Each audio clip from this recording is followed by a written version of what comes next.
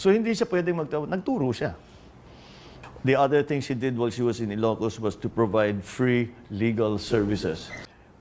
I'm trying to think, that if I asked her to join the government, baka sampalin ako.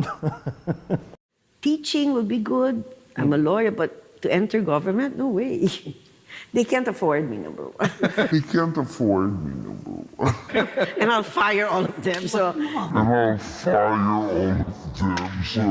government, no, that's not my thing.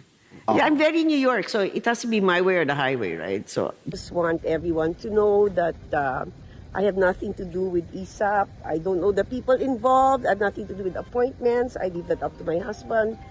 And if I find out that somebody's using my name, I shall tell my husband not to appoint you, okay? Good at that.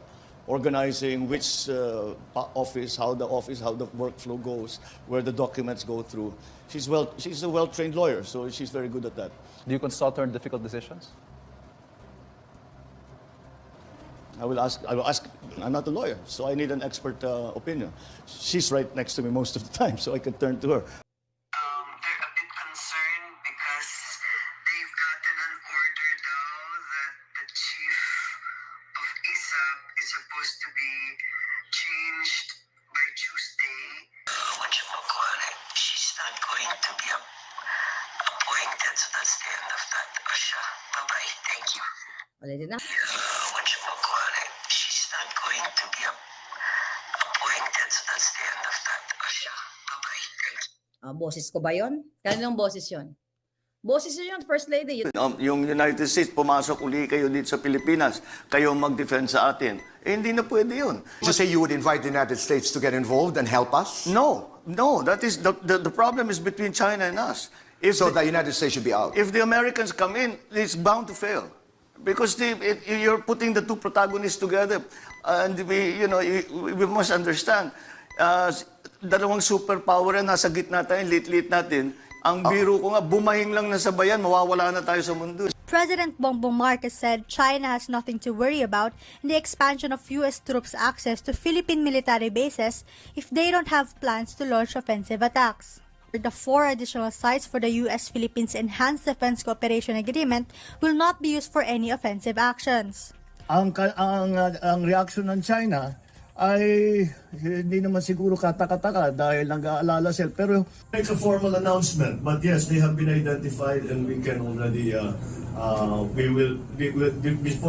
before I announce it, we will formalize it with our partners in the United States. There are 4 exercises scattered around the Philippines. We'll continue to assert our rights in accordance with the Philippine Constitution and international law. The recent incidents involving no less than our AFP Chief of Staff is worrisome. Yes, but it is a proud demonstration of Filipino courage against coercion and our firm resolve to protect, preserve, and uphold our territorial integrity. We must be ready. Our armed forces must be capable of securing and defending the archipelago from emerging threats.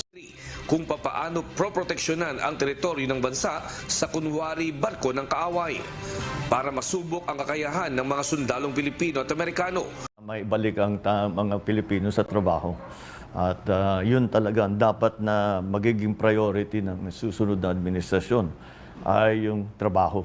At masasabi ko, kaya ako tumakbo dahil sabi ko, parang wala ako naririnig na mahusay na plano.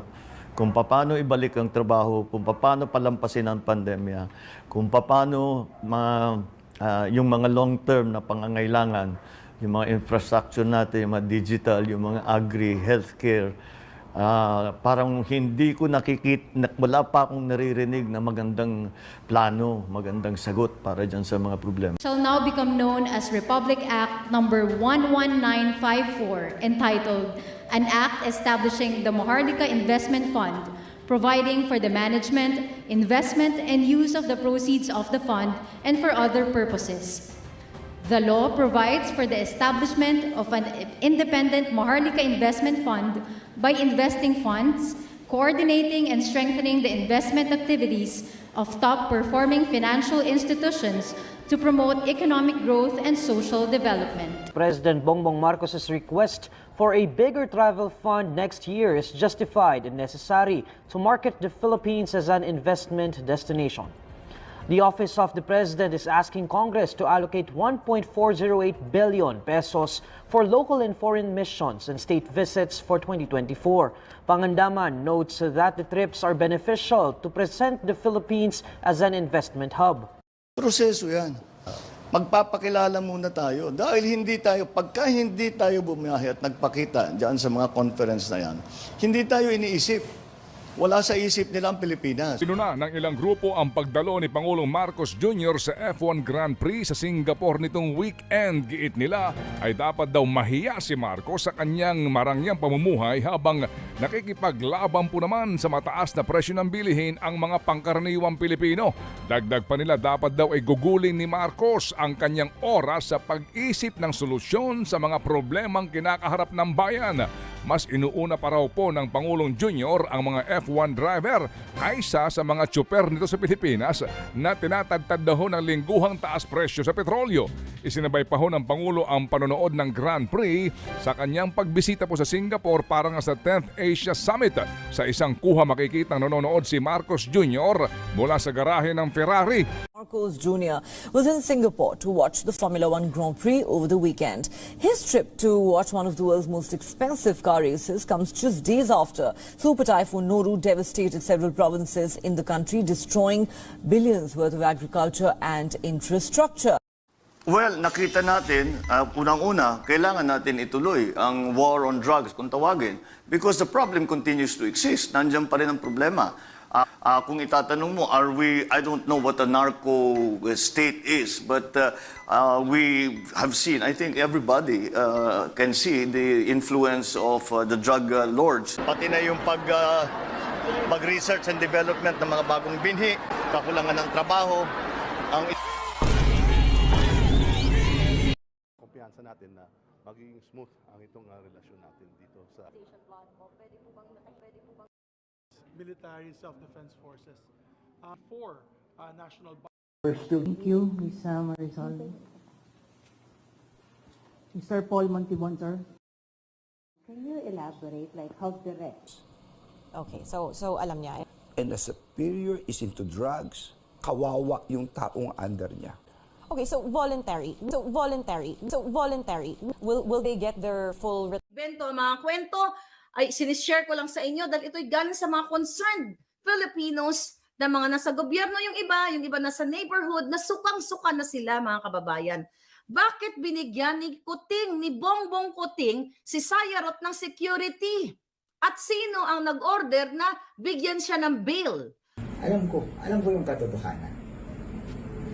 Di ba? Naalala nyo, binanggit ko yung supplier si Bebot Nolan.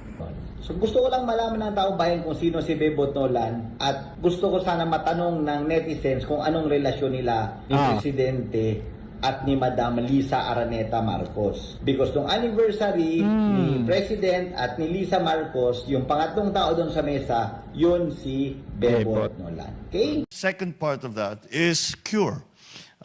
To be more sensitive and more sympathetic to those who actually have gotten caught up in this lifestyle. What is your policy on corruption? The same as everybody. We want to remove it because of its corrosive effect on government and on our society. President Ferdinand Marcos Jr. has issued his first order as the country's top leader. Abolish the Presidential Anti-Corruption Commission. The jurisdiction, powers, and functions of the PACC will be transferred to the Office of the Deputy Executive Secretary for Legal Affairs. What are the best things about a BBM presidency? It will be inclusive. It will be constantly in search of excellence, and we will bring a wealth of experience and talent. Matagal na yung balaki nila ako ay tanggalin. Merong mga balita na karating sa amin na katropa nyo na po yung nanalo. Hi, Mel. Or should I say Melionario? Just wanted to wish you a happy 60th birthday. big hug, happy birthday. Thank you for everything you've done for me, my family, for my husband. Sama-sama tayo, babago muli para maging milyonaryo. Edited daw ito. Yes, Your Honor. Kayo po ba ay for charter change? Papalitan niyo po ba ang ilang probisyon sa saligang batas na pangkasalukuyan? Maraming pinag-uusapan, yung tinatawag na economic provisions, even the political system, marami na rin pagbabago. Pwede naman siguro natin pag-usapan, pero I don't see it as being a priority. We have this pandemic to deal with. We have this economy that we have to recover. Hindi na siguro aabot sa charter change. Who knows? Baka magkaroon ng groundswell. Pero ang groundswell talaga, trabaho. So probably but not a priority. Not probably, not a priority. Pupunta sa ibang usapan at nagagamit na pampolitika itong issue na ito. So I have asked the leaders of both houses and again some of the best constitutional minds that we have in the Philippines to come up with a simpler solution that does not cause so much controversy. The best analysis and interpretation that we have. Well, how will it be done so that both houses' role in this bicameral system is preserved? Sasabi mo lang na hindi naman kayo nagkita sabi niyo sina Congressman Garvin lang. Yeah, because it slipped my mind. In my interest, my primary interest is to try and make our country a investment-friendly place. And what we'll see. That's why the study is really not about the Constitution. It's about what do we need to do, what do we need to change so that these potential investors will in fact come to the Philippines. Paghihiwalay natin yung eleksyon at saka yung plebiscite. Parang dalawang eleksyon yun Napakamahal. So baka maaari kung isabay natin yung plebisito sa local elections na gagawin sa Mayo na next year. Malaking bagay yun, malaking savings para sa atin yun. Kaya yun pinag-aaralan namin mabuti. There are some legal consequences because a plebiscite is slightly different, not so slightly. A plebiscite is different from an election. So if we are able to incorporate the two exercises together, as a practical matter, palagay ko makakatulong yan. Aking pangarap na sinabi na nung bago akong upo na sana mapababa natin ang presyo ng bigas ng 20 piso. Hindi pa tayo umaabot doon. Dahan-dahan palapit. Nasa 25 piso na lang tayo. Konti na lang.